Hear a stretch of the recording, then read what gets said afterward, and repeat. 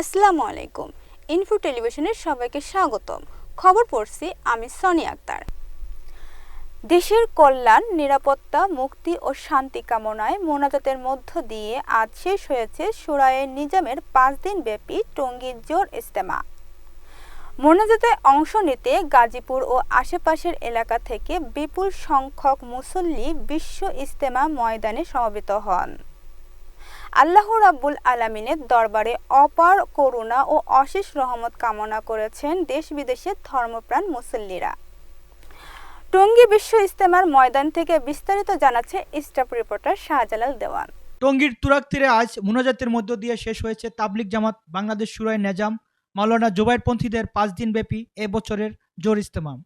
সকাল 9টা 5 মিনিটে শুরু হওয়া মোনাজাত 9টা 20 মিনিটে শেষ হয়। মোনাজাত পরিচালনা করেন ভারতের তাবলিগ জামাতের শীর্ষ মুরব্বী মাওলানা ইব্রাহিম দাওলা। এর আগে ফজরের নামাজের পর হেদায়েতিমূলক বয়ান পেশ করেন ভারতে বোম্বে থেকে আগত মাওলানা আব্দুর রহমান, যা বাংলায় তর্জমা করেন বাংলাদেশের মাওলানা আব্দুল মতিন। এই জোর ইজতেমার মোনাজাতে অংশগ্রহণ নিতে গাজীপুর ও আশপাশের এলাকা থেকে বিপুল সংখ্যক মুসল্লি ইজতেমা ময়দানে সমবেত হন। এবারের জোর ইজতেমার দেশি বিদেশি মুসল্লির পাশাপাশি সহ বিশ্বের বিভিন্ন দেশের 3 চিল্লা অংশগ্রহণকারী সাথীরাও যোগ দেন। তাবলিগ জামাত বাংলাদেশ শুরায়ে নেজাম মাওলানা জুবায়েরপন্থীদের মিডিয়া সমন্বয়ক হাবিবুল্লাহ রায়হান জানান, এবছর জোর ইজতেমায় দেশ বিদেশের লক্ষাধিক মুরব্বী অংশগ্রহণ করেছেন। আলহামদুলিল্লাহ, ইজতেমা মাঠে আসছিলাম আমরা দোয়া কামনার জন্য। বিশ্ব ইজতেমা কামিয়াবি হবে এই উপলক্ষে দোয়া হয়েছে, এই দোয়ার জন্য আসছি। টাকা আমার এই যে বয়ান হয়েছে, তারপর নামাজ পড়লাম সবাই একসাথে, লক্ষ লক্ষ মানুষ। রংপুর থেকে আসছি 1 চিল্লা দেওয়ার জন্য, আমার সাথীরাও আছে 3 চিল্লা দেবে।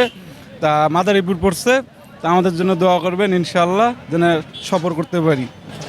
5 দিনব্যাপী এই জোর ইজতেমায় পরবর্তী বিশ্ব ইজতেমার সুষ্ঠু ও শৃঙ্খলভাবে পালনের নির্দেশ প্রদান করা হয়। দিনের এই জোর ইজতেমায় মোট 4 জন মুসল্লির মৃত্যু হয়েছে। 2025 সালের বিশ্ব ইজতেমাকে সফল করার জন্য যেই জোর ইজতেমা অনুষ্ঠিত হয়, সেই জোর ইজতেমা 5 দিনের জোর ইজতেমা আজ ইতিমধ্যে সমাপ্ত হয়েছে। এই জোর ইজতেমায় অংশগ্রহণ করার জন্য আজ মঙ্গলবার গাজীপুর টঙ্গীর আশপাশের মানুষ কিন্তু সকাল থেকে সেই মাঠে সমবেত হয়েছে। ভারতের মাওলানা ইব্রাহিম দাওলার মোনাজাতের মাধ্যমে সেই জোর ইজতেমা শেষ হয়েছে। এই ইজতেমার ময়দান থেকে ইসলামের বাণী ছড়িয়ে পড়ুক সারা বিশ্বে, এমনটাই প্রত্যাশা করছি। ইজতেমার ময়দান থেকে মোহাম্মদ শাহজালাল দেওয়ান, ইনফো টেলিভিশন। এতক্ষণ ইনফো টেলিভিশনের সাথে থাকার জন্য ধন্যবাদ। আমাদের সকল নিউজ দেখার জন্য www.infotvbd.com অথবা আমাদের ফেসবুক পেজ ও ইউটিউব চ্যানেলে ভিজিট করুন।